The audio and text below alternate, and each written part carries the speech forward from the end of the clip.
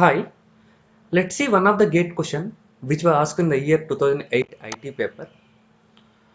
Here they have given a few lines of code in the form of various functions like swap 2, swap 3 and one macro and along with a main function. Right? You know every C program is going to start executing from the main method.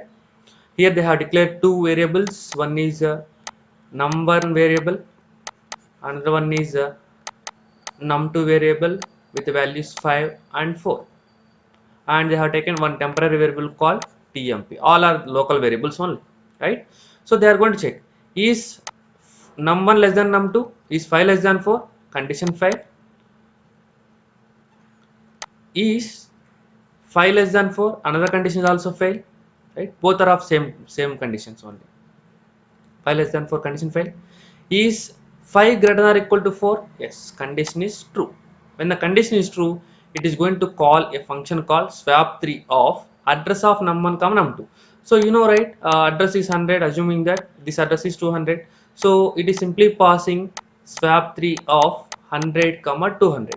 As it is passing addresses, the receiving parameter should be the respective pointers, integer pointers, right? So here we are going to get, so I am assuming that a contains a temporary variable like 100, b contains a temporary variable, it also contains 200. So as soon as it knows it's 100, it will be connected like this, 100 to 100. Now here there is a temporary local variable again, local variable tmp, and here they are trying to swap. This logic, you know, this is meant for the purpose of swapping two numbers, right? Those two numbers is what? Temp equal to star a, means they are trying to swap addresses here, right? So this address is 200, this address is 100. As soon as these know, this connection is broken, so it will be connected like this and this will be connected like this because their addresses are changed, right? Yes, once this function completes, all the local variables are destroyed. This temporary variable is destroyed.